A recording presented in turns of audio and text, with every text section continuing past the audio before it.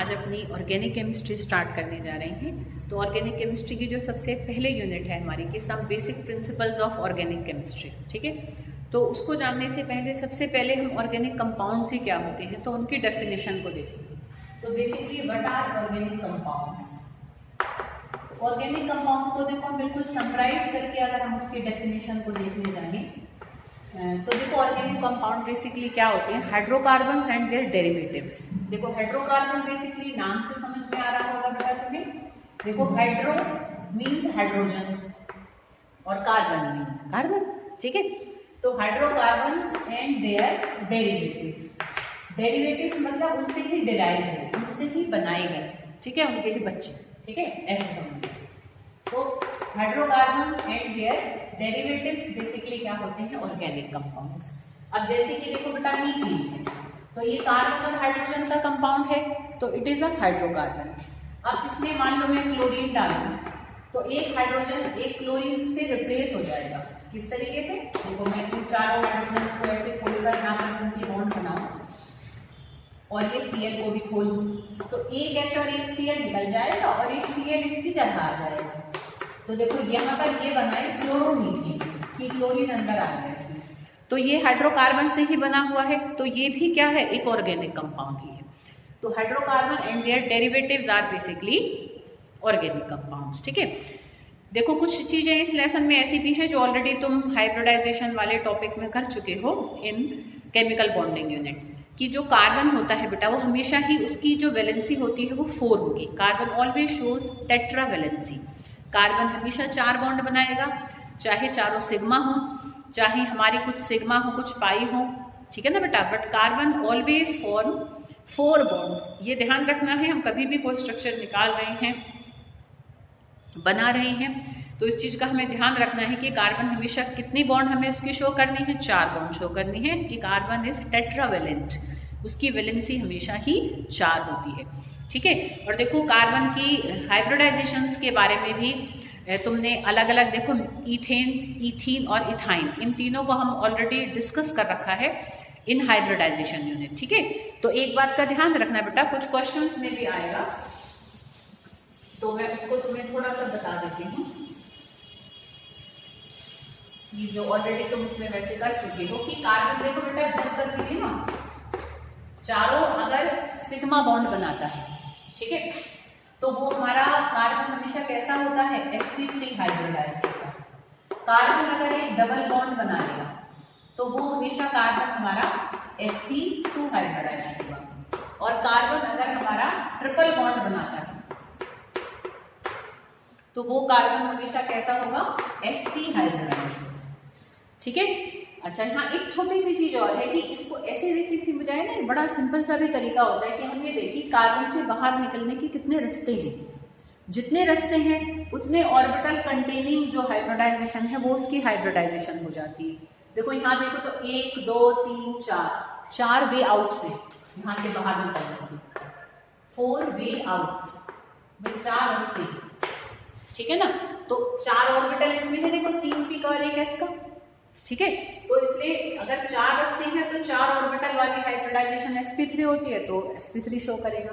अगर 3 रास्ते हैं बाहर निकलने के तो जिसमें 3 ऑर्बिटल है जैसे हाइब्रिडाइजेशन में 2p और 1 s 3 है, तो देखो यहाँ 3 रास्ते हैं, दोनों तो एक ही तरफ जा रहे हैं, 1 2 3, ठीक है। तो 3 वे आउट अगर है तो 3 ऑर्बिटल वाली हाइब्रिडाइजेशन को sp2 शो करेगा। अगर 2 रास्ते हैं तो 2 वे आउट्स हैं अगर बाहर निकलने के, तो 2 रास्तों जिसमें 2 ऑर्बिटल वाली हाइब्रिडाइजेशन sp होती है, तो 2 रास्ते देखो बेटा ऐसे भी हो सकती है और 2 रास्ते तो ऐसे भी हो सकते हैं कि दोनों तरफ डबल बॉन्ड हो। तो ये ऐसा कार्बन भी sp हाइब्रिडाइज्ड होता है बेटा, या तो एक तरफ ट्रिपल और एक तरफ डबल हो और दोनों तरफ ही डबल हो ना, तो वो भी sp हाइब्रिडाइज्ड होता है। मैं थोड़ा हट जाती हूँ, तुम जब वीडियो देखो तो इस पर्टिकुलर इसका स्क्रीनशॉट ले लेना बेटा, ताकि ये चीज भी तुम अगर चाहो तो इसको नोट कर सकते हो बेटा, ठीक है। तो इसको नोट कर लिया होगा। तो ये हमारा क्या है कि हम हाइब्रिडाइजेशन ऐसे निकाल सकते हैं। अब देखो जनरल हाइड्रोकार्बन क्या होते हैं, ये चीज़ वैसे 10th में पढ़ाई जाती है, बट 10th में शायद तुम्हारे सिलेबस में से मतलब ये चीज़ थोड़ी निकली हुई थी ना, तो अच्छे से कभी डिटेल में ना पढ़ी हो। तो मैं एक छोटा सा क्लासिफिकेशन हाइड्रोकार्बन का बना रही हूँ, बुक में नहीं है, मैंने एक पेज पे लिख दिया है, मैं उसका फोटो खींच दूंगी, आराम से समझ लो वीडियो में और फिर वहाँ से बेटा उसको नोट डाउन कर लेना, ठीक है। तो हम हाइड्रोकार्बन का एक क्लासिफिकेशन देखते हैं।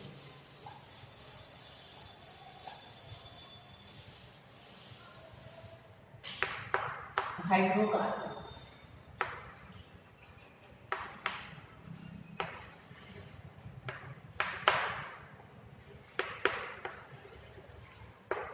ठीक है, क्या होते हैं बेसिकली देखो, हाइड्रोकार्बन की compounds of carbon and hydrogen, ठीक है। तो इनको देखो हम 3 भागों में बांट सकते हैं। एक होते हैं हमारे एल्कीन्स, एक होते हैं एल्कीन्स और एक होते हैं एल्काइन्स, ठीक है। क्या क्या फर्क होता है पहले ये एकदम क्लियर होना चाहिए बेटा, तभी हम आगे ऑर्गेनिक की तरफ बढ़ सकते हैं, ठीक है बेटा।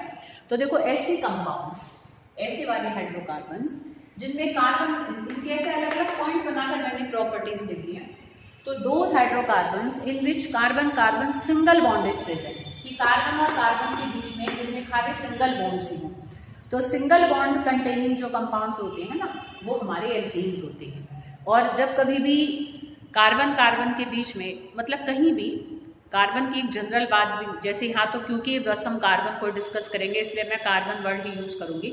तो जब कभी भी अगर पाई बॉन्ड नहीं होती है तो वो कंपाउंड ना हमारे सैचुरेटेड कंपाउंड्स होते हैं, मतलब वो संतृप्त हैं, उनको जितनी चाहिए मिल रही हैं उनको हाइड्रोजन की। उनको पाई बॉन्ड तो देखो मजबूरी में बनाता है कोई भी एटम, क्योंकि वीक बॉन्ड होती है, ठीक है।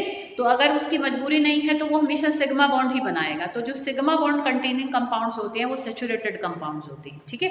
तो इसलिए एल्कीन्स हमारे कौन से होते हैं, सैचुरेटेड कंपाउंड्स होते हैं। कैसे होते हैं, सैचुरेटेड, संतृप्त होते हैं। इनमें एल्केन में हमेशा क्या होगी, कार्बन कार्बन सिंगल बॉन्ड होगी, ठीक है। ध्यान रखो बेटा, हर चीज को एकदम पकड़ के चलो, क्योंकि हम इसके जस्ट बस कुछ छोटे छोटे टॉपिक्स के बाद हम इसके नॉमेनक्लेचर पे आएंगे। और ऑर्गेनिक कंपाउंड्स का nomenclature very very important topic है, जरूर उससे रिलेटेड तुम्हारे 11th में तो आएंगे 12th में कहीं बेटा टॉपिक मेंशन नहीं है नॉमेनक्लेचर, बट फिर भी बोर्ड में नॉमेनक्लेचर के क्वेश्चंस जरूर आते हैं। तो वो प्रैक्टिस तुम सिर्फ और सिर्फ 11th में ही कर सकते हो, 12th में तुम्हें उसकी प्रैक्टिस का कोई टाइम नहीं मिलेगा। तो बहुत ध्यान से नॉमेनक्लेचर को समझना और उसको जितना हो सके खूब एग्जाम्पल्स पर अप्लाई कर करके देखना, उसमें एकदम बेटा परफेक्शन लेकर आना। और वो कभी भी शुरू में नहीं आएगा, प्रैक्टिस से ही परफेक्शन आएगी। Practice always makes the man perfect, ठीक है। तो प्रैक्टिस करोगे तो वो नॉमेनक्लेचर तुम्हारा एकदम अच्छे से तुम्हें आ जाएगा। जहाँ दिक्कत है मैं हूँ, ठीक है, मैं बताऊंगी बेटा जहाँ अटकोगे। तो हम नॉमेनक्लेचर पे पहुंचने से पहले हम कुछ बेसिक्स कर रहे हैं ऑर्गेनिक केमिस्ट्री के, तो वो तुम्हें टर्म्स क्लियर होंगी तो नॉमेनक्लेचर इजी हो जाता है, ठीक है। अब एल्कीन्स और एल्काइन्स, एल्कीन्स बेटा वो होते हैं जिनमें कार्बन कार्बन के बीच में डबल बॉन्ड होती है, और एल्काइन्स वो होती है जहाँ कार्बन कार्बन के बीच में ट्रिपल बॉन्ड होती है, ठीक है। डबल में क्या होता है देखो बेटा, एक सिग्मा होती है और एक पाई होती है, और ट्रिपल में क्या होता है देखो बेटा, एक सिग्मा होती है और 2 पाई बॉन्ड्स होती है, ठीक है बेटा। सिग्मा क्या है, पाई क्या है, हाइब्रिडाइजेशन क्या है, आई थिंक शायद बेटा दिव्या और प्रज्ञा तुम्हें इसमें भी थोड़ी दिक्कत आ रही होगी। अभी थोड़ा इसे समझ के चलो कि सिग्मा बॉन्ड हमारी स्ट्रॉन्ग बॉन्ड होती है, कभी भी कोई चीज बंधेगी तो सिग्मा बॉन्ड से जरूर बंधेगी, ठीक है। पाई बॉन्ड कभी भी अकेली नहीं बनेगी, पाई हमेशा सिग्मा के साथ बंधेगी। तो जब कहीं भी हमारी डबल या ट्रिपल बॉन्ड हमें दिखे, सिग्मा हमेशा अकेली ही होगी। ऐसा नहीं होगा कि अगर एक साथ बॉन्ड है तो उसमें एक से ज्यादा सिग्मा होगी, एक साथ जो पैरेलल में बनी हुई होंगी उसमें हमेशा एक ही सिग्मा होगी। जो एक्स्ट्रा जितने भी बॉन्ड्स हैं हमेशा वो सारी पाई बॉन्ड्स होंगी। जैसे यहाँ डबल बॉन्ड है तो एक सिग्मा है, पाई है, ट्रिपल बॉन्ड है तो एक सिग्मा है और 2 पाई है, ठीक है। तो क्योंकि पाई बॉन्ड आते ही कंपाउंड अनसैचुरेटेड हो जाते हैं, असंतृप्त, कि उनको मजबूरी में बनाई, ठीक है ना, उन्होंने पाई बॉन्ड, क्योंकि सिग्मा बॉन्ड स्ट्रॉन्ग बॉन्ड है, उनको एटम्स नहीं मिल रहे थे तो मजबूरी में एक दूसरे के साथ ही फिर दोबारा बंधे, ठीक है बेटा। तो इसलिए वो अनसैचुरेटेड कंपाउंड्स होते हैं जिनमें डबल या ट्रिपल बॉन्ड होती है। सिंगल बॉन्ड वाले हमेशा सैचुरेटेड कंपाउंड्स होते हैं। तो ये हमारे कैसे हैं, सैचुरेटेड, और ये दोनों ही कैसे हैं हमारे, they are unsaturated compounds, both are, ठीक है। डबल बॉन्ड तो मेन इनको हम कैसे पहचानेंगे, एल्केन्स हमारे क्या होते हैं, कार्बन कार्बन सिंगल बॉन्ड वाले। एल्कीन्स कौन से होते हैं? कार्बन कार्बन डबल बॉन्ड वाले। और एल्काइंस क्या होते हैं? कार्बन कार्बन ट्रिपल बॉन्ड वाले। ठीक है बेटा, इनके कुछ कॉमन नाम भी होते हैं, जैसे इनको हम पैराफिन्स भी कहते हैं। ये जस्ट मैंने थोड़ा नॉलेज के लिए लिख दिया था। इनको हम पैराफिन्स भी कहते हैं, इनको हम ओलेफिन्स भी कहते हैं। क्यों कहते हैं? इनका रीजन के मैंने छोटा छोटा बना के लिख दिया है। और इनको हम एसिटिलीन्स भी कहते हैं। ठीक है, पैराफिन्स हम इनको बेसिकली इसलिए कहते हैं कि इसके जो हमारे एल्केन्स होते हैं ना बेटा, इनके जो मतलब रिएक्टिविटी होती है काफ़ी कम होती है। मतलब ये इतने ज़्यादा रिएक्टिव नहीं होते, क्योंकि पहले से ही सैचुरेटेड है भाई, पहले से ही काफ़ी संतुष्ट हैं, इनको इतनी कोई ज़रूरत नहीं है, तो सिंगल बॉन्ड से बंधे हुए हैं, तो इनके कंपैरेटिवली रिएक्टिविटी कम होती है। तो लो रिएक्टिविटी के लिए हम वर्ड यूज़ करते हैं पैराफिन। ठीक है, लैटिन या आई थिंक शायद ग्रीक में। ठीक है, तो क्योंकि इनकी लेस रिएक्टिविटी होती है इसलिए हम इनको पैराफिन्स कहते हैं। और इनको हम ओलेफिन्स क्यों कहते हैं बेटा? क्योंकि जो एल्कीन्स के लोअर मेंबर होते हैं, लोअर मेंबर मतलब देखो बेटा, जब कार्बन कार्बन डबल बॉन्ड आएगी तो देखो 2 कार्बन वाला कंपाउंड भी हो सकता है, 3 वाला भी, 4 भी, 5 भी, 6 भी, 7 भी, ऐसे बहुत सारे करेंगे।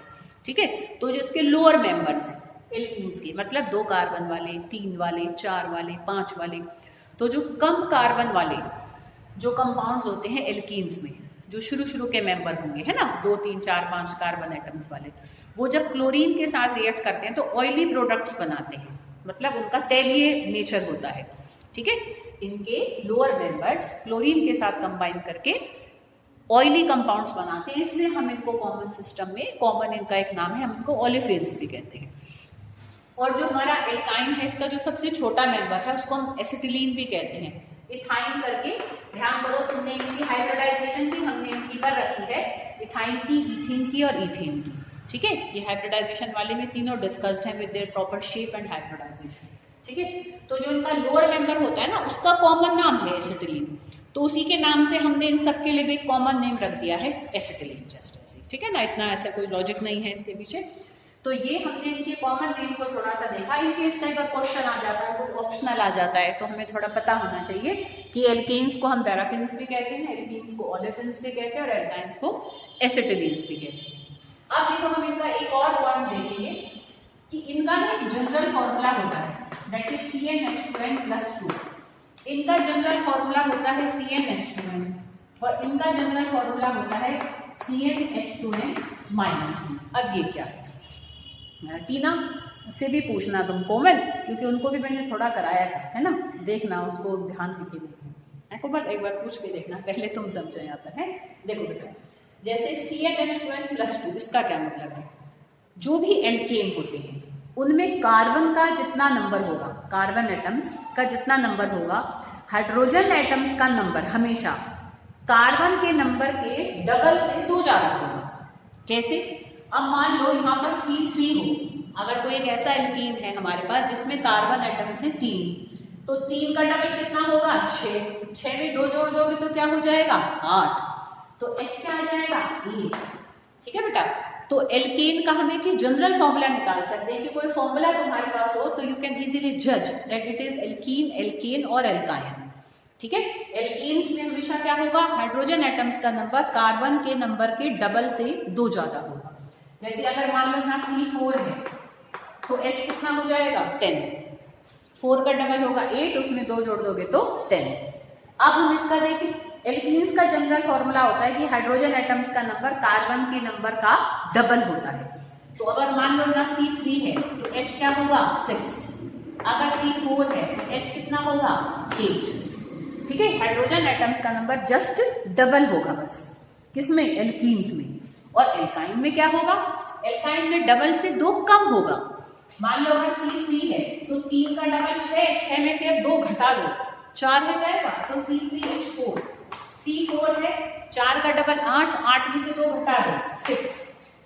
समझ रहे हो बेटा? तो अगर कोई भी तुम्हारे ऐसे हाइड्रोकार्बन, तुम्हें कार्बन हाइड्रोजन का एक फॉर्मूला दे रखा है, तो तुम फॉर्मूले से ही जज कर सकते हो बेटा कि वो एल्कीन है कि एल्काइन है। अगर उसमें हाइड्रोजन का नंबर डबल है तो वो एल्कीन है, डबल से 2 ज्यादा है तो वो एल्कीन है, डबल से 2 कम है तो वो एल्काइन होता है। ठीक है, ये इनके जनरल फॉर्मूले हैं।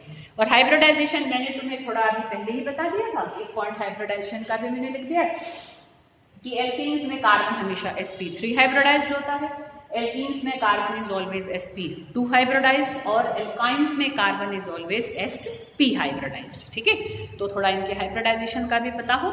तो ये जनरल एक क्लासिफिकेशन एक मैंने पेज पे लिख दिया, तो मैं फोटो भेज दूंगी, पहले वीडियो देखना बेटा, फिर रिटर्न वर्क किया करो। ये बहुत ध्यान रखा करो, रिटर्न वर्क की जल्दी मत किया करो, पहले समझो एकदम से। एक बार नहीं समझ में आया तो वीडियो पीछे कर करके देखो, जब तुम्हें अच्छे से समझ में आ जाए बेटा तब उसका रिटर्न वर्क किया करो।